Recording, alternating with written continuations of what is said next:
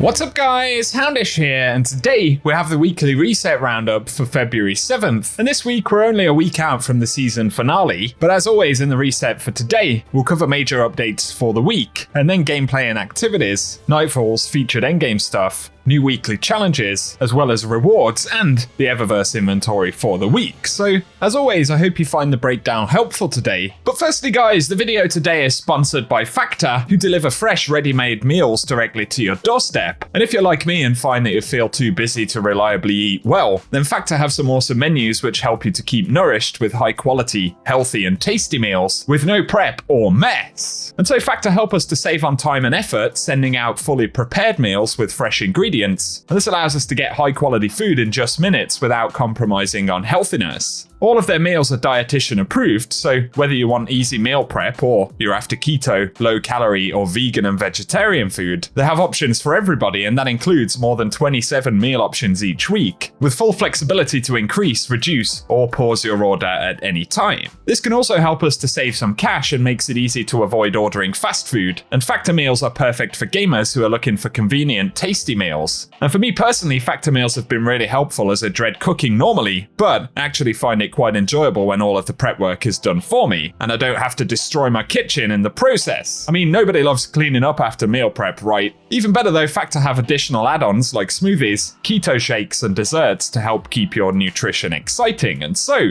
if you guys want to check them out, be sure to use my link or go to go.factor75.com and use code POGHOUNDISHFEB50 to get a huge 50% off your first box. And once you click the link, the description will live update to show purchases and support from you guys. So I totally recommend that you check Factor out, and all of the details for that are in the description box below.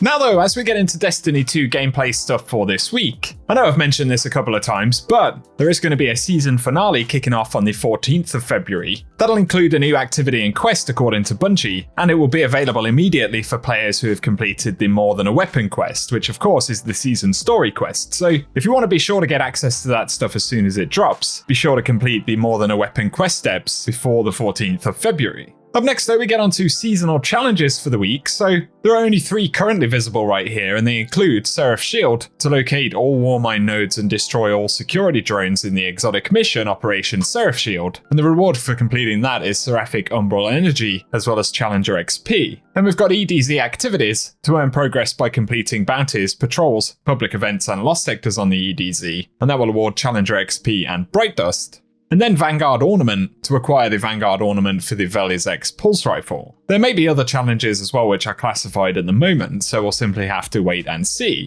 Here though, for the Vanguard this week, the featured Nightfall will be the Corrupted, and the Nightfall featured weapon is Malicious Birthright this week as well. But for the endgame raid and dungeon rotation this week, we're going to see Vow of Disciple, as well as the Duality Dungeon as the featured activities, with updated power relevancy on the drops. Next though, let's get onto the Eververse inventory for the week, and featured for Bright Dust, we're going to see the Ark's Courier exotic ship. This one's going to cost 2,000 Bright Dust this week. And then we'll see the Swirling Leaf entrance legendary Transman effect right here for 450 Bright Dust, but this is followed by the Reef Regalia shader, which is featured this week as always for 300 Bright Dust. Up next though, there is the Red Light Green Light exotic emote. That one's 3,250 Bright Dust. We'll also see the legendary emote, the Flare Gun, which will be 700 Bright Dust. And then there are a handful of exotic items here, so we've got the XU-14 exotic Sparrow right here, which will be 2,500 Bright Dust this week. The exotic ship will be Swift Persistence, and that one will cost 2,000 Bright Dust. Then there are a handful of exotic ornaments for armor pieces right here, so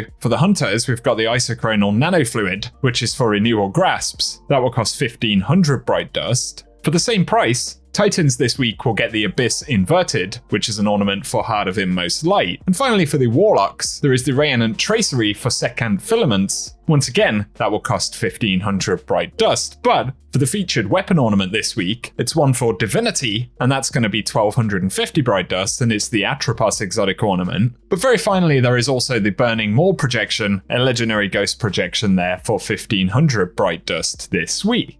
For the featured lost sectors this week though, for February 7th, we're going to see Extraction, and that'll be dropping exotic gauntlets. February 8th, we'll see the Chamber of Starlight dropping exotic chest pieces. Then for February 9th, there is a Felion's Rest dropping exotic helmets. On February 10th though, we'll get K1 Logistics dropping exotic legs. For February 11th, it'll be K1 Revelation dropping exotic gauntlets. And then we'll get K1 Communion on February 12th dropping exotic chest pieces. And finally for February 13th, Bunker E15 dropping exotic helmets. To Eternity though, and the Dares of Eternity.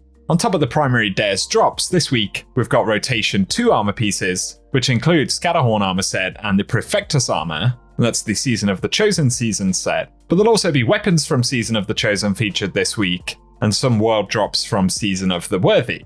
However, if it's the Ascendant Challenger after this week, it'll be the Keep of Owned Edges, which is accessed via Harbinger's Seclude in the Dreaming City. So we'll run some gameplay of how to find it this week if you need it at the end of the video. But otherwise guys, that sums up what we have to speak about in this one. So as always, I hope you found the video useful today, and if you have, a rating down below really does help us out on the channel. Plus feel free to get subscribed and I'll keep you posted with more Destiny content. But otherwise, as always, I appreciate you all tuning in, and I hope you guys have an awesome week.